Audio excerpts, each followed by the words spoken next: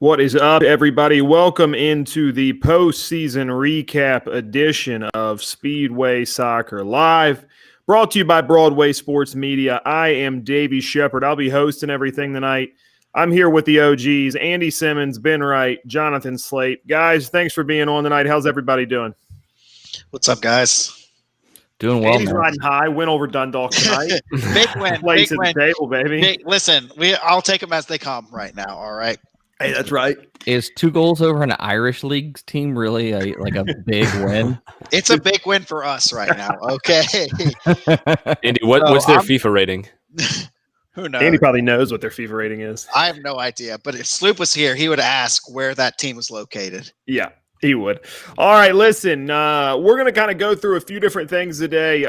Each of us kind of have a big ticket item that we think is kind of the story of the season that we're going to talk through. And we'll do that in a bit. I think what we said, 3 or 4 minutes apiece, we'll each get to talk, and then anybody else can ask questions.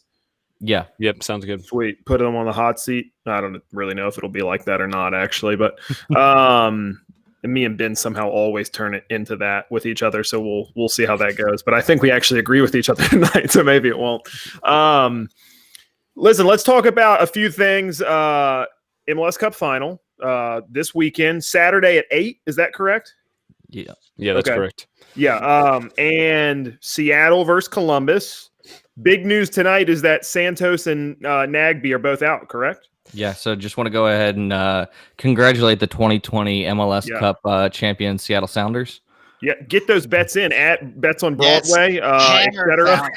Hammer Whatever the book of Sounders. your choice, I would get in early, folks, because the If you odds are don't only have- going to get worse. If you don't have a book of your choice, see one of us. We'll send you a we promo can give you code. a code at Shet, and it will register as a code that doesn't work if you put that in. for I all don't the have a betting partner yet, but we're going to push for that. We're going to keep For pushing all that. the degenerates out there, Seattle Sounders are plus 160 right now, so go hammer that. Yep. It's free money. Free money. Okay, so that's this weekend. That's probably the biggest item. And I would say, before we move any further, we'd be remiss not to talk about the Western Conference semifinal. Might have been the best game of the entire playoff so far. That game was awesome to watch. And kind of just when I'm sitting there thinking, good God, I'm exhausted. I want to go to bed. I don't want to watch overtime. Just the freaking winner in stoppage time, man. It was a great soccer game. And just a testament, we were talking about it during that game. And Slate was saying how much he hates the Sounders.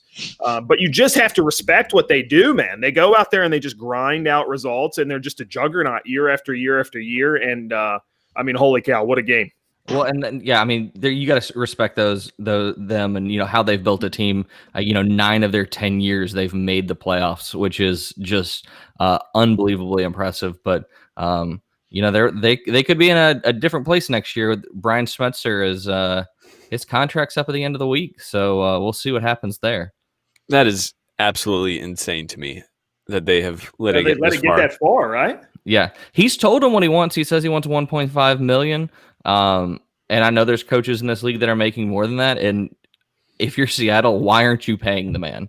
Why don't you give him that the money? guy has literally been with the club for 30-something years. He's like as much a part of the city as it gets. And the success has backed it up. If Seattle doesn't re-sign him, which I would be absolutely shocked if they don't, someone's going to jump on him fast. And I think they'll probably turn into a contender. Yeah, very quickly. I think the only other thing from that night is I feel like the big shame of Minnesota losing is the fact that Reynoso's goal and assist are both just kind of forgotten, because that free kick that he put was like in the most perfect location that you can put a ball. This is off topic, but is Reynoso the best summer window signing we've seen in the past, 5 years? I don't know who else is in that conversation.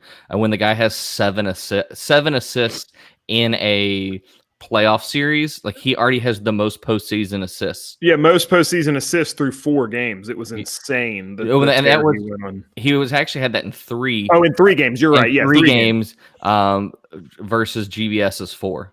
Right. Man. Yeah, remarkable. Columbus goes and gets the win over New England. Relatively straightforward affair. Another good performance out of Zardes. He is not out, right? It's Nagby that's out, correct? Correct. Yeah. Okay. Yeah. So that, I mean, to me, that would be the bigger loss because he's in such good form right now. But Santos hurts and Nagby hurts as well, obviously, in the middle of the park. And I mean, we were joking around about get your bets in or whatever. I just don't see any way in which Columbus ekes out a win without those two. I mean, in my mind, Seattle was favorites to begin with. Right. And then, it just feels like it's an even bigger hill for Columbus to climb. But I mean, at the same time, 2020 has been weird, so you can't rule anything out. But just the way Seattle have played all season and the form they've been in the playoffs, I would take them against any team in the league, not just Columbus. Yeah, I agree completely. Don't want to dwell too much here because we do have a lot to get to. U.S. men's national team, all MLS camp goes out, gets a 6-0, I believe was the final. I turned it off at a certain point, but that was the final, right? Yeah. It was 6-0. There was only one goal in the second half. In the second half. Yeah, I mean, I think they're up 5-0 through 28 minutes or something like that, right. And then they add one more. Remarkable performance, really, really good performances. Who stood out to you guys? I think Mueller probably for me. Or is it Mueller? Sorry, however you say that. Mueller like Bueller. Yeah. Okay. Yes. I thought he was man of the match. I thought he was really, really good. And to me, is squarely in position to kind of fight for a spot with the big team. I don't know how you guys feel about that, but I thought he was great. Yeah, I think for me, it's a really deep position, so I'm not sure how much he'll impact the senior team. But I thought Julian Araujo for LA Galaxy looked really good. And Mark McKenzie too. I mean, he was an MLS best 11 defender. He's probably on his way to a big money move to a pretty decent team in Europe. So I think he's going to be a player who we'll hear a lot more of. But I mean, even right now, I think he's probably in the conversation to start with a full team. And then I think he's only going to improve.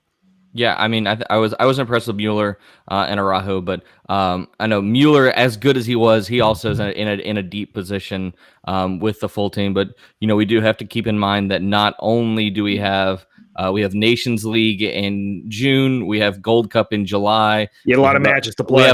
We have the Olympics in August, and the other thing is with the change in qualifying, because we do have the qualifying schedule, we're going to go to 3 matches per FIFA window. So adding in that second match, Berhalter is going to have to rotate quite often. Can they expand the camps because of that slate? They haven't said anything. I'm going to be very interested to see what they do as we get into World Cup qualifying, because I feel like only a 23-man squad is a bit thin for 3 games, and right. And you also have to think like you're going to have to save some guys for bigger games, but you have guys that as good as Pulisic is, he can't stay healthy. So we can't expect him to be fit and available at all times. So a lot of these guys are going to have to step up. Dan, go ahead. Yeah, I mean, I don't think there's really going to be any overlap between the Nations League, the Gold Cup, and the Olympic squads. I mean, maybe with a handful of exceptions, but I just don't see how that happens, especially with the Olympics. I think a lot of those guys will get released on the condition that they don't play in any of the other tournaments. So essentially, I mean, it's 2 23-man squads and a 20-man squad for the Olympics. So essentially, you're looking at 66 different players. And the Olympic roster is 24 and under. Is that correct? You're allowed 3. So 3. Qualifying will be 23 and under, actually 24, because they added an extra year with the movement of the Olympics, but you are going to be allowed 3 overage players. But so do we think I mean, I don't know that anyone knows this, but do you guys think this? Because I would say that Slape and Ben, I respect your opinions on the U.S. men's national team as much as anyone that I know. Do you think that we'll see like Reina, Pulisic, those types of guys on the Olympic roster? Like, let's win the gold medal. Is that like this or no? No. I don't think so. I mean, why not? Clubs aren't required to release them. Okay. And I also think we'll probably see those guys go to like the Nations League in a tournament that is probably means more for the full team than the Olympics does. But I mean, either way, I mean, you're still going to be looking between those tournaments and qualifying. You're probably going to look at 65, 70 players get called up this season, which I think is probably more than we've ever seen in a regular year. So, I mean, even the guys who didn't necessarily play a ton last night, I think they're still going to be involved. There's going to be a lot of room for people to make cases to be involved in the World Cup. Yeah, That Speaking of call-up slots, as Steve Cavendish says, call up Lovitz, you cowards. I think that's likely, right? With that many people on the roster, I mean, he'll January, probably get a down spot. I kind of expect to see him Yeah, in January. same, right? well, and if you look at the left back pool is not deep for the national team, and we saw Sam Vines get time last night, and he was fine. I mean, I wouldn't say he wasn't bad, he wasn't great, but I mean, if you're going into a Gold Cup team, you're gonna want a guy like Daniel Lovitz at least there on the bench. I think one of the things that, as we start looking forward and previewing this next season is, Nashville fans, we're going to have to deal with, missing guys for months, at like a month chunk at some point this season, whether it be Zimmerman and Lovitz with the U.S. team. You'll have guys like, Randall Leal, Anibal Godoy. We're going to lose those guys at points throughout this season. Yeah, and I would say Cadiz has a chance for that as well, right? He's been in the preliminary squad for the past couple of Venezuela teams. So yeah. Quick question I wanted to bring up to you guys. Do you think we're here at the point for the golden age of U.S. men's national team soccer? Because I feel like the talent is as good as it's ever been since I've ever seen. I just wanted to get everyone's thoughts on that. Potentially, we're entering the golden age right now for U.S. men's soccer. So I would say that 2020, looking at it in cycles, 2020 is going to be the World Cup cycle of learning. I think Ben put out his piece earlier today, looking at his 23-man roster, and those guys that he had listed. Josie Altidore and John Anthony Brooks are the only two players that he had on that roster that had any World Cup experience. I know we're kind of in an 8-year gap, but I think we're definitely getting there and going there, but I'm not ready to crown this group of players as, the golden generation. I think hands down, though, you have more players playing for better teams than we've without a doubt. That's what I wanted to bring up as well too, because this is the most I've ever seen the U.S. U.S. nationals coming over to European leagues. So it's that's like the most potential, right? I think on paper, like this roster. Go ahead, Ben. Sorry. On paper, this team is better than the 2002 World Cup team, I would say. Yeah, which is the best performance that we've had since 1950. That was a team of it had a decent amount of veterans and a few young, flashy, talented pieces. This is like mostly young, flashy, talented pieces. Right, but it's 4 more years they're going to be in a totally different spot. But it's young, talented. I mean, the 2002 team, for the most part, was young, unproven talent that was just starting not just their national team careers, but their careers in general. And I think this group is young players who are proving themselves like week in and week out at the highest levels in Europe. So I think it's a different conversation entirely. I mean, I agree with Slape. I think the 2002 World Cup is going to be more of a learning experience, which makes it probably even more of a shame that they didn't qualify in 2018. But I think the real test is going to be 2026 at home. And I think I expect the U.S. to be a contender in 2026. One question, and then I know we need to move on to NSC stuff. Would you agree with this statement that that Greg Berhalter is the U.S. coach that has had the most pressure to perform? No, I know how this group feels about Greg Berhalter. I don't think so. No, I don't at all. I think they all do, right? But but would you not say that no coach has had this group of talent, and so therefore the level of expectation? I think Jurgen in 16 had more pressure to perform than Berhalter does right now. I think Berhalter kind of he doesn't get a pass, but I mean, look where he's coming. He's taking over. He is getting a pass. We don't have to go down that rabbit hole, but that's fine. But I think, but he has more legit excuses. Probably than anyone. I mean, he's taking over a team that missed the World Cup for the first time in 30 years. And then 2020, the pandemic, he played 4 games. And a team that's doing absolutely nothing of any value for a full year waiting for a cup. They wasted a year before the pandemic, and then they wasted another year. So, I mean, I think for this cycle, I don't think so. But if he is around for the next cycle, I think at that point, yes, he would be under the most pressure to go as far as the U.S. men's national team has ever gone in not this World Cup, but the next World Cup. Yeah, I agree with that, Davey. Yeah. That's just me. I still think Jurgen in 2016 was the worst, or is 14, sorry, right? Yeah. It's 14. Yeah. Mm-hmm. I think that was the worst. All right, what we got? Berhalter has done a damn good job. Yeah, I don't like the guy, but you can't knock that. He's absolutely gotten talented young dual nationals to look this way in serious ways. So yeah, I got no guff with that at all. We could spend a whole podcast talking about. Yeah, we're not going to do it. We're not going to do it. We're not going to do it. Any final thoughts on U.S. men's national team? We got a minute or two left, I'd say. Maybe 8:50 we'll hop over. I thought Ariola's performance was good. Good to see Akinola. I thought it was a huge bummer that DK was hurt because I think he would have got some meaningful minutes last night, and I think really would have feasted on that set of center backs. I think DK is the closest thing we have to Josie Altidore right now. Me too. Yeah, no, like he reminds me so much of peak Josie. Yeah, maybe that's why I love him so much. I don't know. To me, it's like everything I want in the U.S. men's national team forward is DK. Right. Yeah. And I don't know if that's necessarily the best fit for the rest of the guys on the roster. So I kind of get the decision making there, but I think the dude's got a role to play if he keeps developing how he developed this year. Right. I think he's a great fit. I mean, I think if Josie Altidore was healthy, he'd be the starter. Right. I mean, he would have been the starter for the past 8 years. He's 31 now, Josie. Yeah. Okay. I think if he's healthy, he's still in the squad. I mean, if they had to, I think so he'll be too, involved in the summer.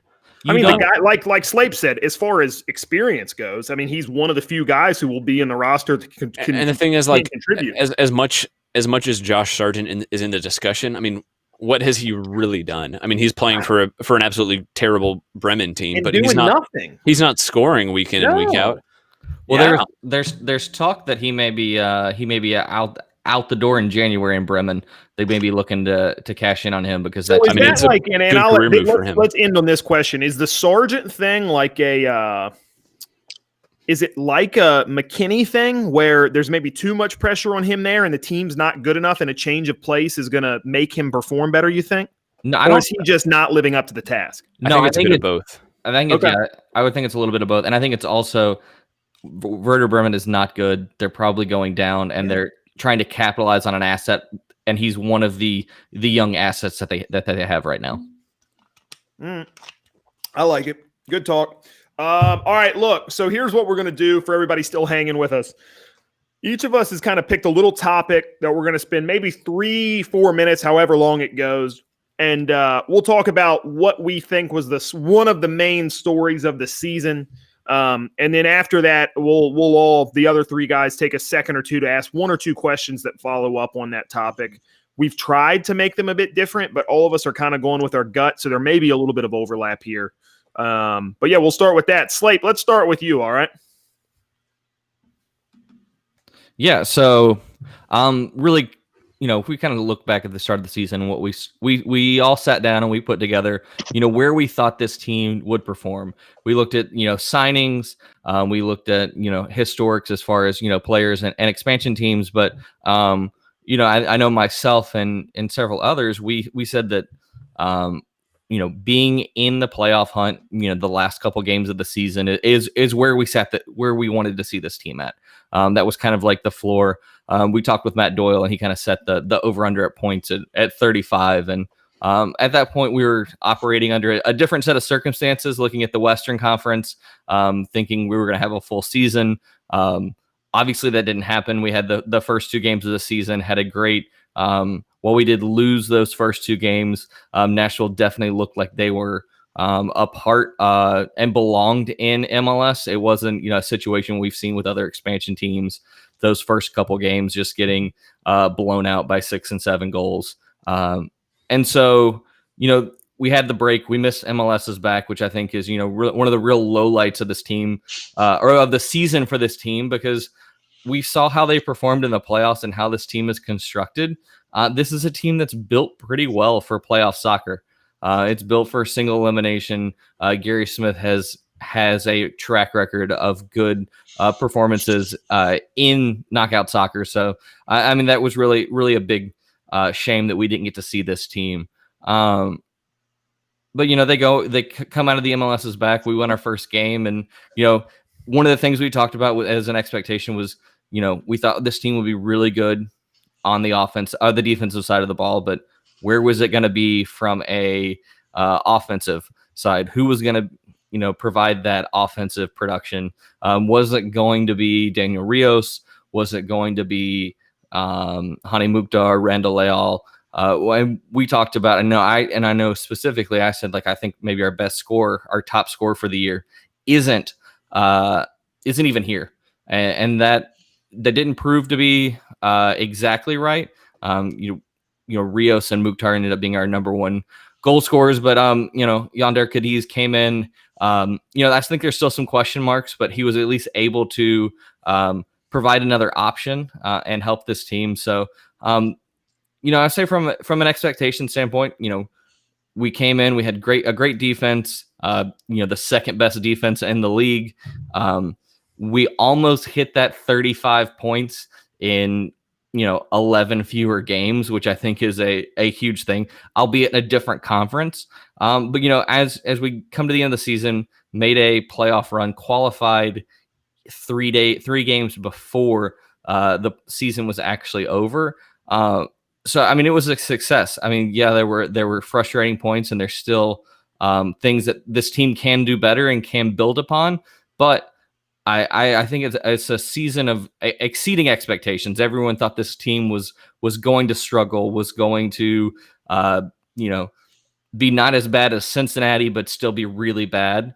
And they came out and proved that they could do that and they could perform. They belonged in this league. And I know even myself, I kind of talked about did we bring up too many USL players? And we saw every single one of the USL players step up and contribute to this team. Impact. They made meaningful impact and played meaningful minutes in this in this season. So, a lot of things to be excited about. But I think it just was a season of exceeding expectations, and even some lofty ones that I feel like we even put upon this team as maybe being a little bit of homers. Yeah, I agree with that. So, Slape, I'll ask you this question, and then kind of everybody else feel free to answer too. Do you expect to see some sort of prioritization next year on U.S. Open Cup because of how good Gary is in that kind of competition? I can't say yes because I just don't know what the Open Cup looks like next year. That's fair. That's fair. We know that USL isn't going to start until May. We don't know where USL 1 and 2 league, League 1 and League 2 and NPSL are. I think in a normal world, I would say probably. They probably do say let's make an Open Cup run, but the world being what it is, I don't know if they prioritize that, especially looking at this season. We talked about with the national team, there being so many guys that we're going to miss at points due to national team call-ups that I don't know if they put that focus. Ben, any thoughts on Open Cup? Yeah, like Slape said, I think we'll just kind of have to see what the format looks like. But I think they'll prioritize it as. We saw Sporting Kansas City has been one of the MLS teams who always does, and I know it's probably a lazy narrative to just always tie Jacobs back to that, but I think that's kind of the culture that he developed in, and I expect Nashville is just going to. They've talked about wanting to win every trophy that they participate in, which I know to some extent every team does that, but I think it's a real goal with them, and I think winning silverware early in MLS, I think is a big deal for them. So yeah, I think I don't know if they'll go all in on it, but I think they'll probably prioritize it more than a lot of other MLS teams do.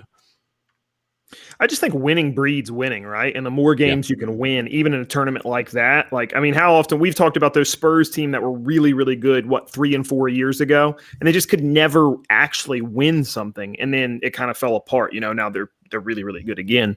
Not according to Will Bowling, but according to other people, yes, they are. Sorry, we'll get better. We do. That's serious note. Will. Serious note. Will Bowling did get COVID, and we want him to feel better. I said I wasn't going to make any Arsenal jokes, but that was just a Spurs joke, so that was different. But we do love Will, and we want him to feel better. So huge shout out from all the Speedway guys. Anybody else got another question for Slape on his narrative of the season before we hop over? All right, Ben, let's go to you next. Yeah, so I think for me, I agree with everything Slape said. I think the 2020 season far exceeded my expectations. I think I'm just really impressed with how this team is set up long term. I think we've talked about it kind of ad nauseum throughout the season, just the spine of the team, the core of the team. Romney, Zimmerman, Willis, Lovitz, Johnson. I think that's as good a back five as you can get. 3 of those guys just signed long-term deals. I mean, Romney and Willis are here until potentially as late as 2023, Zimmerman until 2024. So you have that locked down. I think Johnston has kind of turned into one of the surprises at right back. I would say in the league, probably was going to be in the conversation for Rookie of the Year until that award was kind of changed. But the point is, I think the back line, it's going to be as good, if not better, next year. Godoy and McCarty, I think those guys still have the legs to keep going maybe for another season. And I think Brian Inge, his performance in 2020 kind of eases some of those fears, because I think we've seen in him a guy who's able to step in and keep the level basically the same. I don't think there was a ton of drop off when he played. So I think those guys, the core of the team, is really good going forward. And then we saw towards, I would say, the last 6-7 weeks of the season, Randall Leal finally found his form. Mukhtar, when he got back, he finally found his form. I think the jury is still out on Cadiz, but regardless of what you think, the guy scored 2 goals in under 400 minutes. And I think his hold-up play is impressive, and I think that's a key part of how this team plays. So I think that the pieces are there, and I think we've seen a lot of people will say that 2020 was an overperformance, and I think a lot of it was their floor. The defensive floor, I think, is going to be about what we saw this year. I think they're going to be a top 5 defense as long as Gary Smith is in charge. And I think they're going to figure out the scoring. I mean, if you look at the USL, they were a great defensive team who struggled to score. They kept most of their core. They made a few key signings and a few key upgrades, and then they turned into one of the better all-around teams in the league. I'm not saying it's going to be the exact same thing, but I think that's a good blueprint, and I think that's kind of what we're seeing already. I expect them to make a couple key additions. I think signing Cadiz, signing a guy like Handwala Bwana, I think those are signings that were more geared towards 2021. So yeah, I think this team is in a good place. Maybe not to make it to the conference semifinals every year, but I think they'll be a playoff contender for sure in 2021.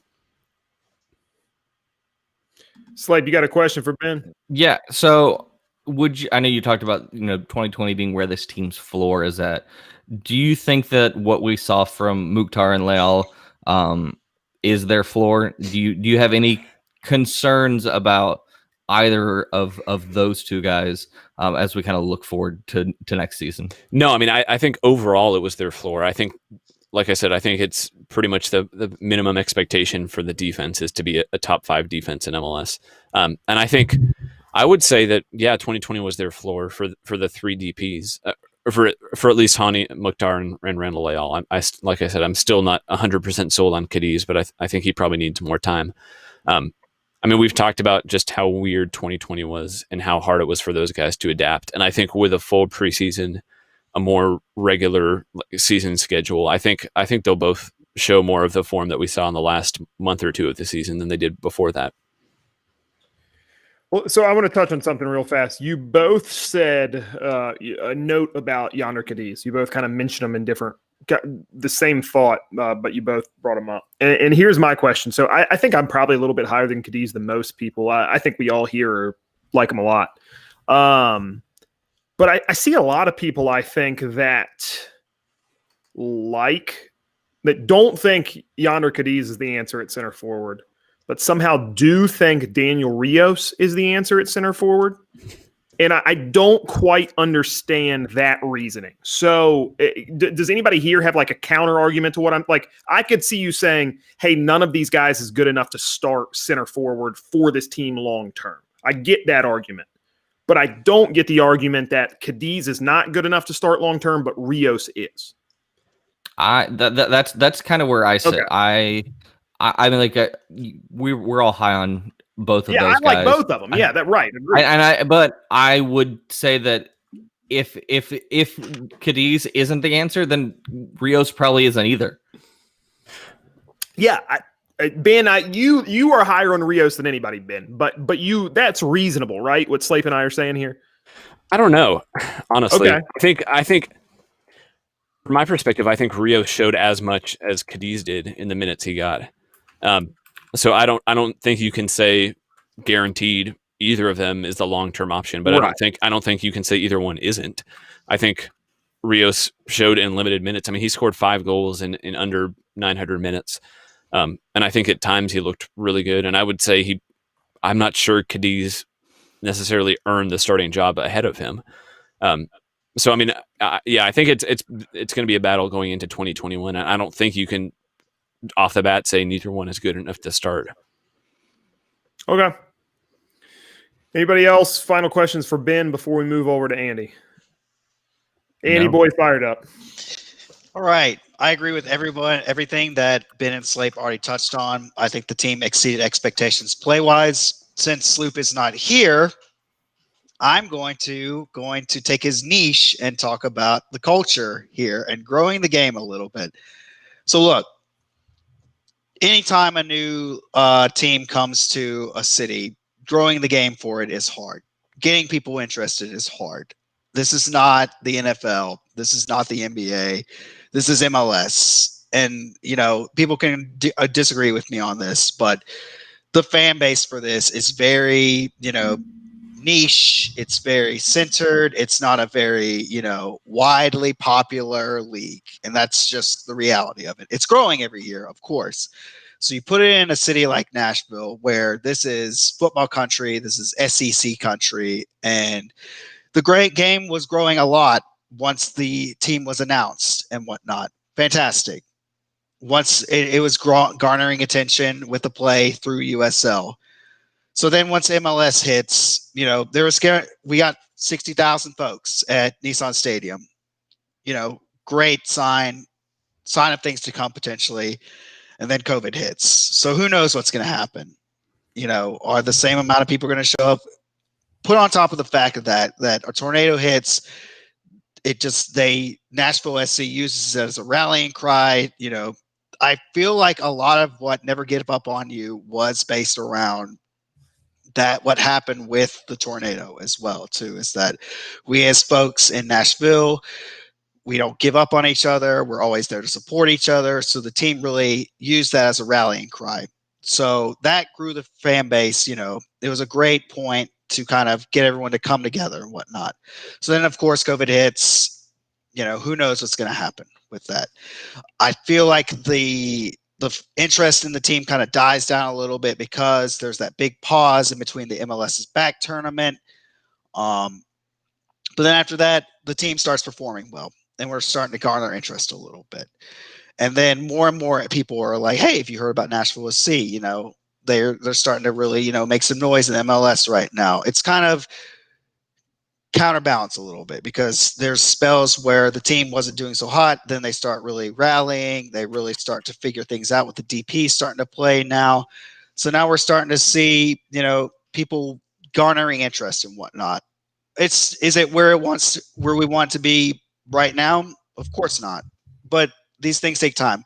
Everyone here that's watching here right now, you've probably eaten pizza rolls before, right? Pizza rolls taste delicious in the microwave, but do you know where they taste even better? If you put them in the oven. That's what we need to do with the fan base and with growing the game here is put it in the oven and let it bake for a little bit. This is not one of these things where it's going to turn over overnight and the fan base is just going to explode overnight. It's going to take time. So I think that's kind of my main point with it. I like where the direction that everything is going right now as far as growing the game. You guys, I talk to you guys all the time about, me going to go play pickup with these guys in the park. Everyone's very interested in it. I love what that guy said right there. Thank you, Daniel Ryan. I'm glad someone agreed with that. But anyways, yeah, I mean, I think that, is it where it wants to be as far as the game being grown and Nashville SC garnering the attention? Not yet. But could it be? Absolutely. So just give it time. I know that everyone wants to see, 60,000 people in Nissan Stadium consistently, or even 30,000 whenever the new stadium gets built. But it's just, and you guys can probably attest to this as well, too, that it's a very, we have a very centered group of fans right now. Yeah. we've got to get more of the casual folks that are going to be interested in coming to a Nashville SC game, or maybe like an hour towner or something like that.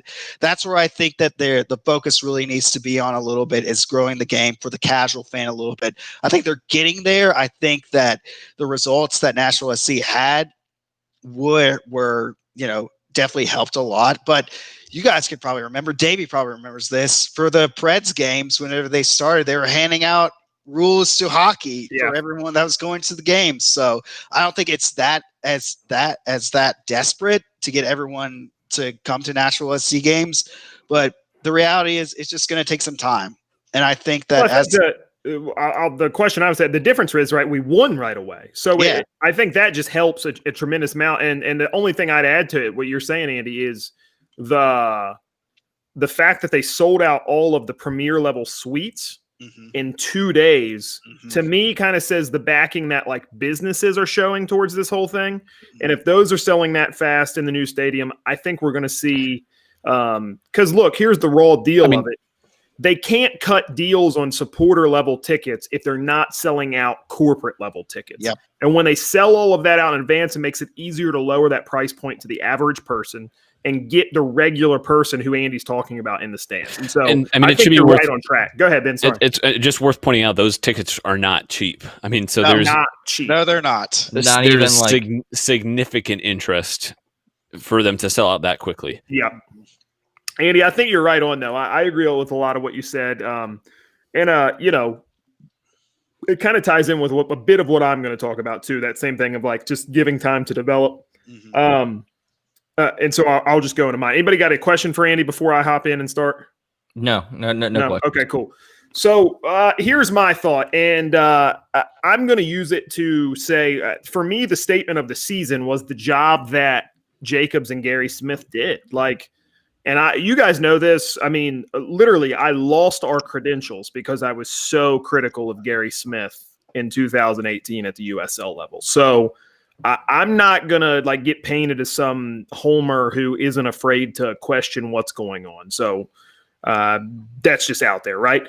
But at the end of the day, the guy got it right a lot this year. He didn't always have a ton to work with. I mean, you had those games where there was no forwards available to start.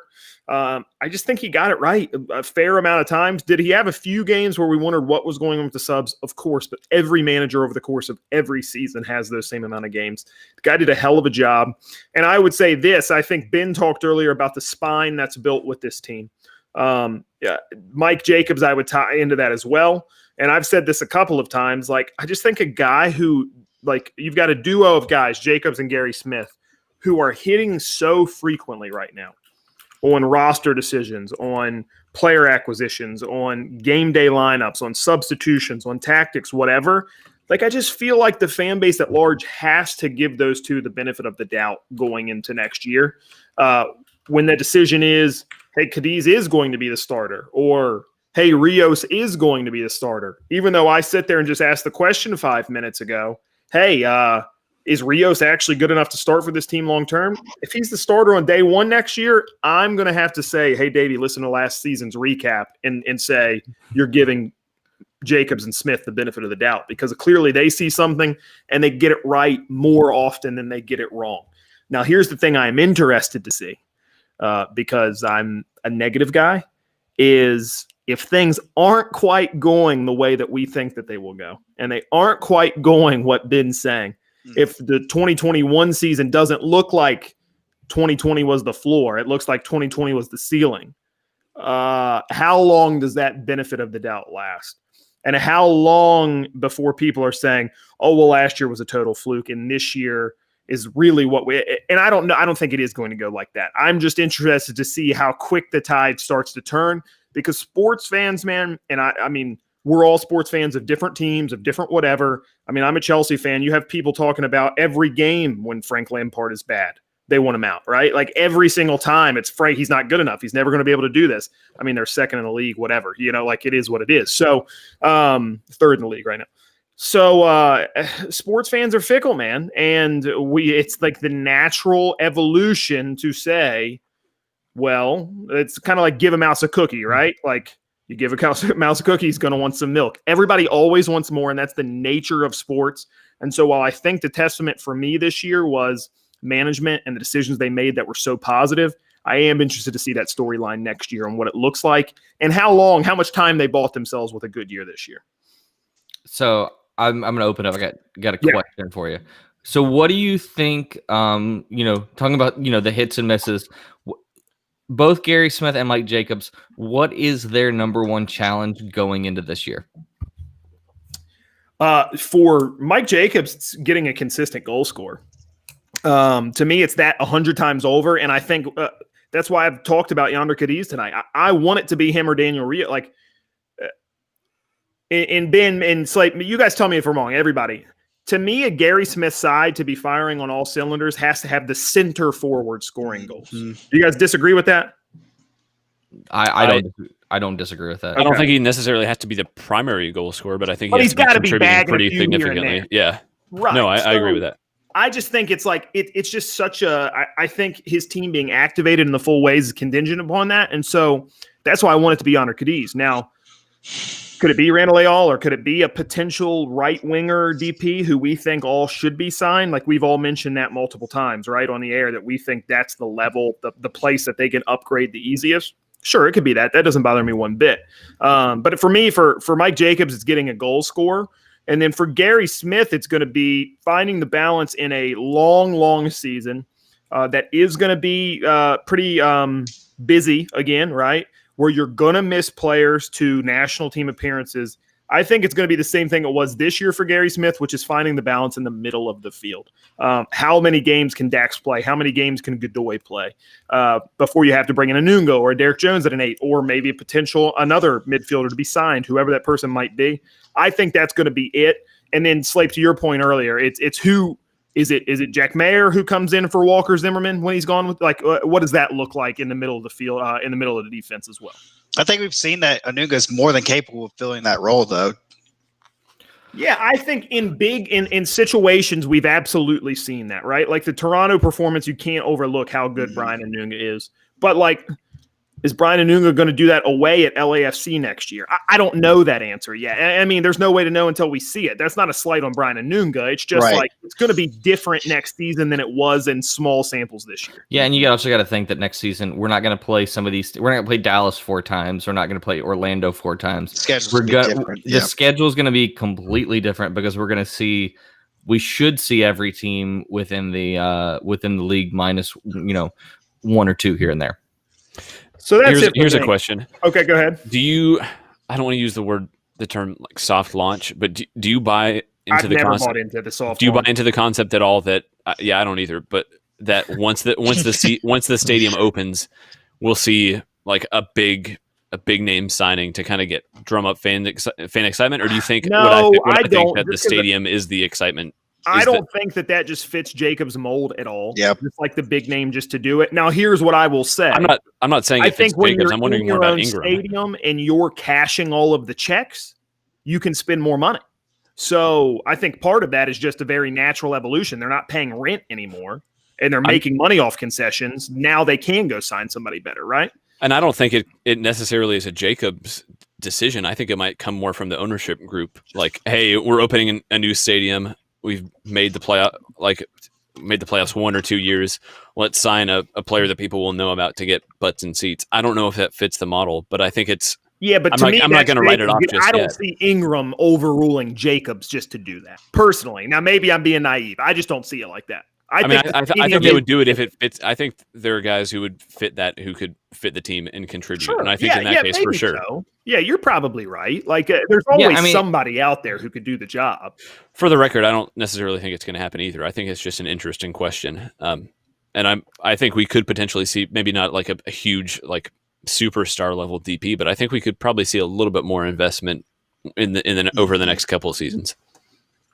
Yeah, and I think a lot of that goes to what Davey was talking about. You're cashing those checks, and so you're able to take more of that money in. You also become a bit more of a draw at that point. Like there's one thing from saying like, hey, come to Nashville and play in a football stadium with not the best surface because you're sharing it with an NFL team to, hey, come check out this new, the biggest soccer-specific stadium in the country. I mean, and if it's anything like we've seen in past seasons, I mean, that's going to guarantee a pretty decent chunk of nationally televised games in that first year after the season opens, after the stadium opens. And I'll say this, I think a part of that, Ben, sorry, Slate, relies on the performances this year. If you go out and you back up Eastern Conference semifinals again, right? And you're a team who's made the final 8 teams 2 years in a row, and now you're moving into your own stadium with more money to spend. I think just more guys naturally want to come there anyway, right? Right. Now, if they revert back to the non-playoff team sinking in goals, blah, blah, blah, that's a different thing. So it all, I don't think it will be just on the stadium soft launch thing, to your point, but there is a pathway to that type of thing happening. Yeah, I mean, I think it's something they're getting the foundation right, and we talked about a lot this season of getting the defensive foundation and then building upon that. I think Nashville is going to have a similar trajectory, but is a little bit ahead of kind of what Minnesota did. Minnesota did not start out with that defensive foundation, and so they had to take some time to build that up first. But we saw them last year make the playoffs. This year they made it to the Western Conference Finals. They're in their own stadium. They picked up some guys like Reynoso. Kevin Molino is playing really well. So I think we could see something like that. I think a lot of it's just this team didn't have enough time to really gel and develop because of COVID-19. That we could see a huge player come in as the stadium opens, but I think it's more of just the team coming together and them having a better idea of what is needed. I tend to agree with that. All right, guys, we're going to put a pin in it. Another couple of minutes, we'll finish it up. Ben, I do want to ask this. What's the deal with this force majeure clause talk today? Just update people as best as you can there. Yeah, so basically in the mess that went on last season, they had agreed, MLS and the MLS Players Association had agreed to a new CBA right before the 2019 season started. It never got ratified, though, so by the time they started discussing the return to play, they kind of reopened it for renegotiations, and MLS was able to insert a force majeure clause. Now they're talking about potentially triggering. I mean, MLS hasn't said they're going to trigger it, but on his State of the League press conference earlier this week, Don Garber mentioned it a couple times and potentially said that they would have to, if they were going to trigger that, they would have to trigger it before they know when fans are allowed to return to the stadium. So it's at least being considered, which would void the CBA that they agreed to last season and restart negotiations. So essentially you'd have MLS and the Players Association negotiating a CBA 3 times within a 12-month period. The players are already, I mean, we heard Dan Lovitz talk about it last year, just how they felt like the league operated in bad faith last summer when they were trying to negotiate the return to play after the pandemic. And so I think the players already have a bad taste in their mouths and already just don't trust the league much at this point. And I think if the league triggers that force majeure clause and forces renegotiations again, the players are just going to be pissed, honestly. And I think rightfully so. And I think we were worried a little bit about a potential strike, a potential work stoppage last season.